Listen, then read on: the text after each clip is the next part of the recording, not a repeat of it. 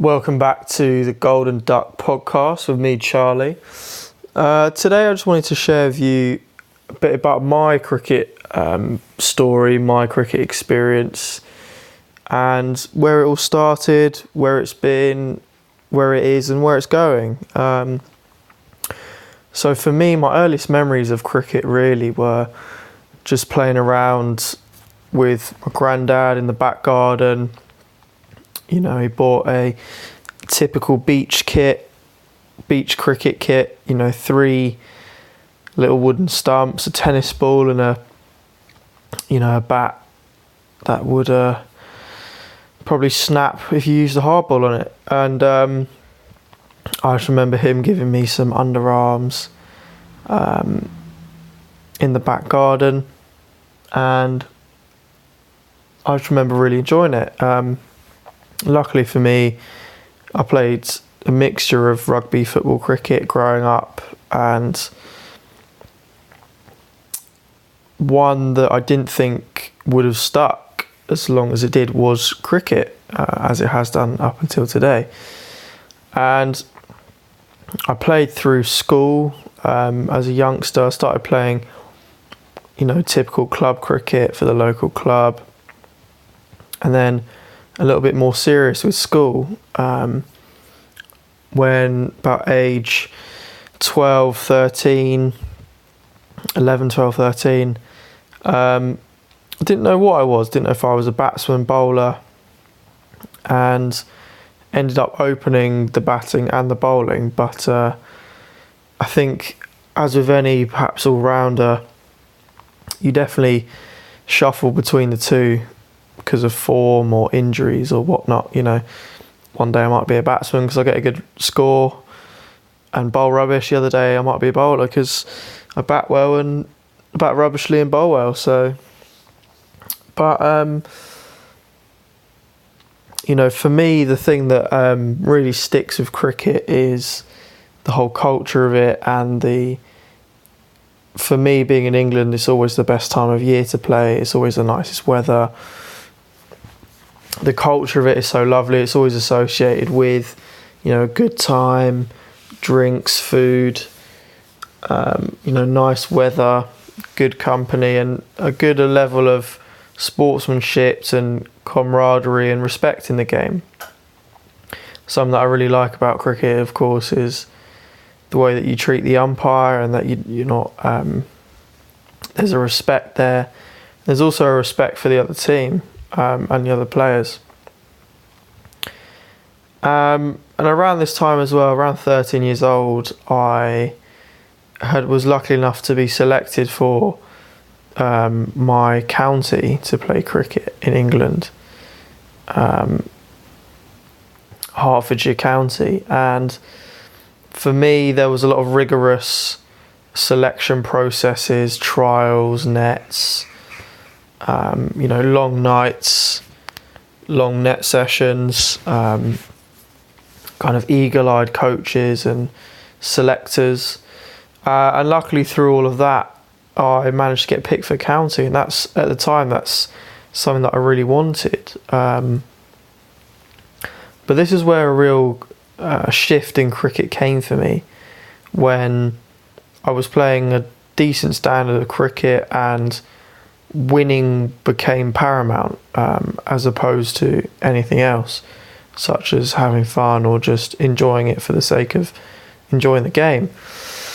And for me personally, whenever winning was the priority, this kind of negatively affected my game. This, made me enjoy it less. This made me a lot more stressed out. And that wasn't why I got involved with cricket. That wasn't why I wanted to play cricket. I didn't want to necessarily be, not scoring runs, or stressed about scoring runs, and stressed about hitting line and length every time, getting an earful from the coach or other players on the pitch about, bowling a bad ball. That's not what I wanted at all. And something that I wanted, and something that I feel cricket really strongly facilitates is people of all abilities, shapes, sizes, everyone. And this is something that I want to pursue today and in the future with cricket. I'm lucky enough now that I've actually decided to spend a summer in Australia playing cricket. I'm so happy and grateful that I finally and luckily found myself ending up in Perth in a few months' time. And the club but perhaps doesn't seem to tick every box that I initially wanted, but something that holds really true is that friendly and family environment, and also a standard of cricket where it's not always about winning, it's about enjoying it. Because you've got to take the rough with the smooth with cricket, because as fun as it is and as great as it can be and as joyous as it can be, if you're in an environment where you need to win and you're kind of getting an earful from your captain or whoever, then it can really be a miserable place. You imagine, which has been the case for me, is you kind of bowl 9 overs in the hot sun, you perhaps don't bowl too well, you get a small injury, get a few niggles, and getting spanks around the place, and then you're also getting an earful from your captain, and once all that's said and done, you go out to bat and get a duck or a golden duck or a small amount of runs, and that really sucks the life out of me personally, and that's not what I want at all, and something which I can see cricket doing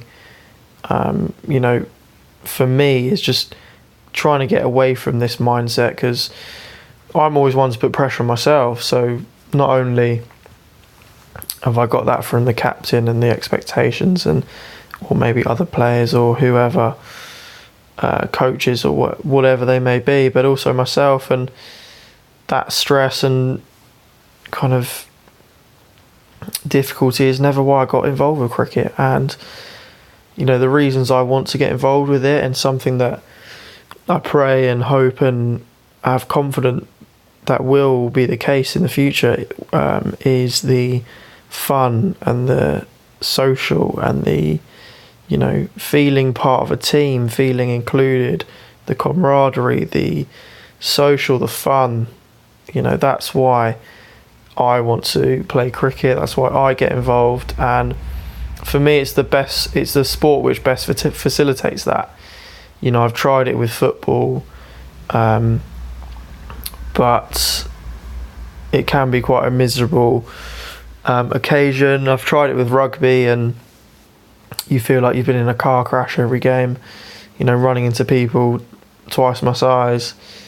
I'm lucky enough that I can run around them, but sometimes you've got to run through them, and that doesn't always work. And again, it just ultimately it just comes down to the fact that I find cricket the most fun, and what I love to see as well is the fact that it really supports those in need as well, with the work of Lord Taverners helping out people with mental and physical disabilities, and also opening up a kind of cricket-based mental health charity, and something that perhaps I could see a future with my cricket, and something that I would like to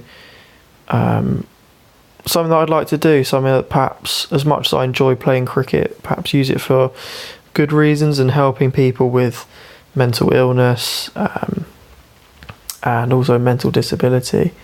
Using cricket as a platform to help others, spread some joy, spread some love, and spread some fun. And luckily at the minute I am enjoying my cricket more so because I am pursuing the fun, pursuing the joy, pursuing the happiness with it all, as opposed to the results and the outcome of it and wanting to do well. And that's been a metaphor for, I suppose, the early stages of my life. I was always very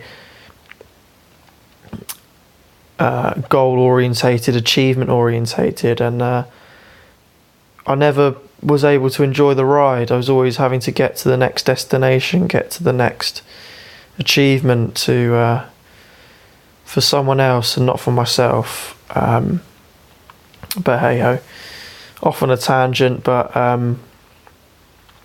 with this whole podcast, I'd love to eventually get someone else on board. Just I love cricket, so I just want to talk about cricket. I want to have someone else to talk about. Maybe I might meet someone in Australia who's happy to jump on, get involved. That'd be awesome. But who knows? At the minute, it's a solo train. But I'd love to turn this into something. I'd love to use this as a platform to, just spread some goodness, spread some positivity, spread the message and the morals of cricket, and just have some fun and have a smile along the way. So thanks for that. I suppose that's a little introduction to the whole podcast, the what, the where, the why of it all. And yeah, let me know what you think. I'm planning to do some more of these soon. I'm planning on maybe talking about my cricket and my game, kind of technically, specifically, wanting, I always want to improve, but as I mentioned before, want to have fun, but at the same time, still want to improve, still want to do well, and so you can have fun. But thanks for listening to the Golden Duck podcast with me, Charlie. See you in the next one.